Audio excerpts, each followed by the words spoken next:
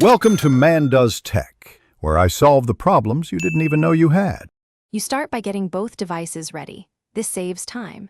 Turn on your TV, open the Jiohotstar/Jio app, and navigate directly to the pairing or cast screen so the QR code appears. Make sure the TV and your phone share the same Wi-Fi network, otherwise pairing fails.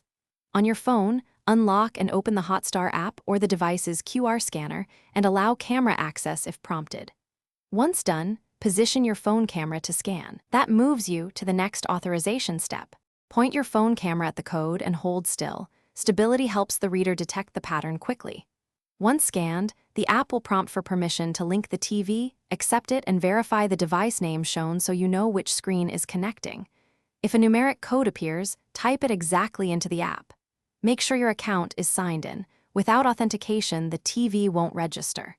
After confirmation, the app will show a connecting message. Wait until it reports success before continuing.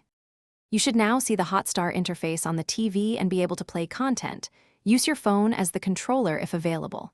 If pairing stalls, first restart the app on both devices and verify Wi-Fi stability. Weak signals often break the link. Make sure the apps are updated. Outdated versions can fail. If problems persist, sign out of your account on both devices, reinstall the app, then repeat scanning. This clears cached errors and typically resolves the issue quickly. Thanks for watching. If you found this helpful, don't forget to like and subscribe.